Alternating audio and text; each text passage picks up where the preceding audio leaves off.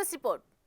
సంక్షేమ పథకాలు అందించడమే కాదు, వాటిపై ప్రజల ఏ మేర సంతృప్తి వ్యక్తం చేస్తున్నారు అనేది కూడా ముఖ్యమన్నారు సీఎం చంద్రబాబు. ఈ అంశంపై అధికారులు ఫోకస్ చేయాలని పిలుపునిచ్చారు. అంతేకాదు, ఈ వారంలో రాజధానితో పాటు పలు ప్రాంతాల అభివృద్ధికి సంబంధించి కీలక నిర్ణయాలు తీసుకున్నారు. ఆ వివరాలేంటో చూద్దాం.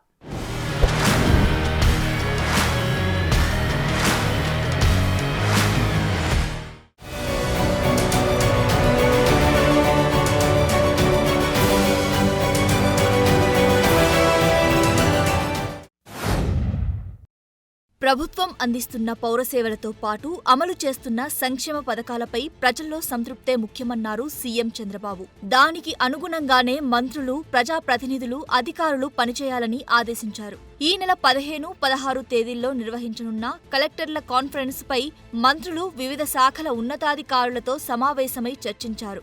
పౌరసేవలు, సంక్షేమ పథకాలపై పబ్లిక్ పర్సెప్షన్ను విశ్లేషిస్తున్నామని సీఎం తెలిపారు. ఈ ఏడాది మొదటి త్రైమాసికంలో 10.5% వృద్ధి రేటుకు చేరుకున్నామని అన్నారు. 2029 నాటికి జీఎస్డీపీ 29 లక్షల కోట్లకు చేరే లక్ష్యంగా పనిచేయాలని సూచించారు.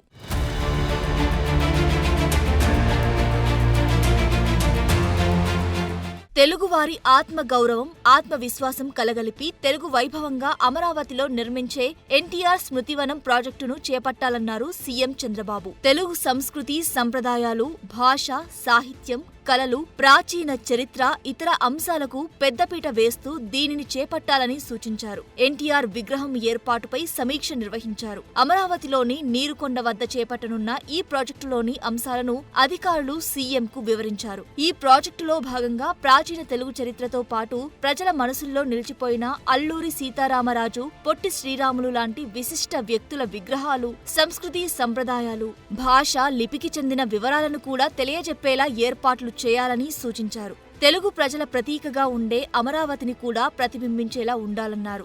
182 మీటర్ల ఎత్తైన ఎన్టీఆర్ విగ్రహ స్మృతివనం ప్రాజెక్టుకు అనుబంధంగా నీరుకొండ రిజర్వాయర్ను తీర్చిదిద్దాలన్నారు. గుజరాత్లో నిర్మించిన స్టాచ్యూ ఆఫ్ యూనిటీ ప్రాజెక్టును కూడా పరిశీలించాలని అధికారులకు సూచించారు.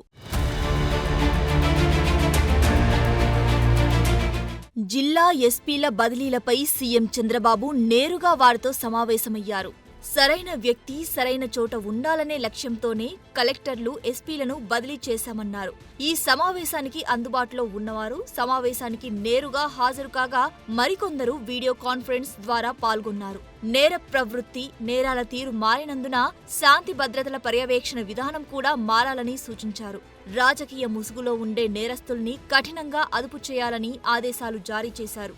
రాష్ట్రం ఆర్థికంగా పునరాభివృద్ధి సాధించాలంటే శాంతి భద్రతలు అదుపులో ఉండాల్సిన అవసరం ఉందన్నారు. తాను ముఖ్యమంత్రి అయిన తొలినాటి నుంచి శాంతి భద్రతల పర్యవేక్షణకు ప్రాధాన్యతనిచ్చానని, అరాచక శక్తుల్ని, ముఠా నాయకుల్ని, మత కలహాలు సృష్టించే వారిని నిర్దాక్షిణ్యంగా అదుపు చేసినందువల్లే రాష్ట్రంలో అభివృద్ధి సాధ్యమైందని సీఎం వివరించారు. ఒకప్పుడు రాజకీయ నాయకులు అవసరానికి రౌడీలను, క్రిమినల్స్ను వాడుకునేవాళ్లు. అయితే నేడు రాజకీయాల ముసుగులోనే నేరాలు చేస్తున్నారన్నారు. పాలిటిక్స్ ను క్రిమినలైజ్ చేశారని, వివేక హత్య విషయంలో ఏం జరిగిందో ప్రతి పోలీసు అధికారి స్టడీ చేయాలన్నారు.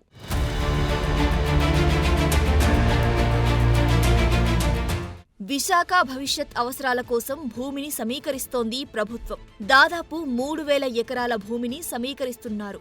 విశాఖపట్నానికి పెద్ద ఎత్తున కంపెనీలు వస్తుండటంతో వాటి ఏర్పాటు కోసం అవసరమైన భూములను సిద్ధం చేస్తున్నారు.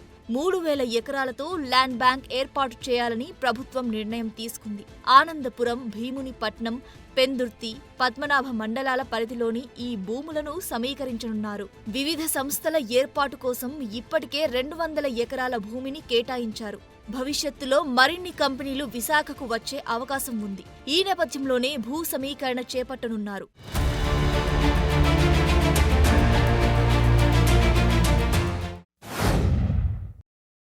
భారత ఉపరాష్ట్రపతిగా ప్రమాణ స్వీకారం చేసిన సిపి రాధాకృష్ణన్కు సీఎం చంద్రబాబు శుభాకాంక్షలు తెలిపారు.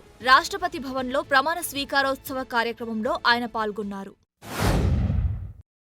పాలనలో జిల్లా కలెక్టర్లే కీలక బాధ్యత పోషించాల్సి ఉన్నందున నిబంధనల పేరుతో కాలయాపన చేయకుండా మానవీయ కోణంలో పనిచేయాలన్నారు సీఎం చంద్రబాబు.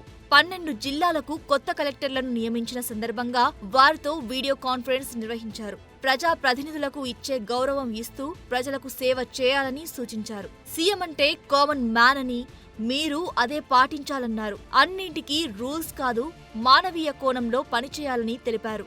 ఫేక్ ప్రచారాలు పెను సవాలుగా మారాయని, రియల్ టైంలో కలెక్టర్లు స్పందించాలని సూచించారు.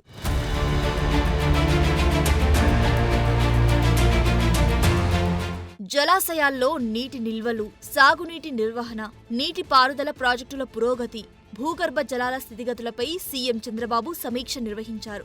రాష్ట్రంలోని మేజర్, మీడియం, మైనర్ ప్రాజెక్టుల్లో సైతం 1313 టీఎంసీల నీటిని నిల్వ చేసేందుకు వీలుండగా ఇప్పటి వరకు 1031 టీఎంసీల నీటిని నిల్వ చేశామని అధికారులు తెలిపారు.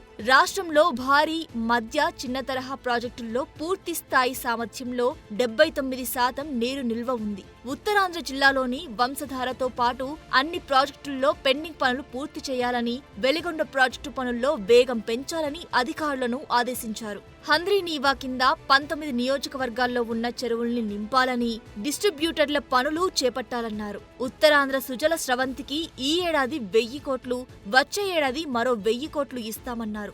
ఏ ప్రాంతంలోనూ నీటి ఎద్దడి తలెత్తకుండా చర్యలు తీసుకోవాలని ఆదేశించారు.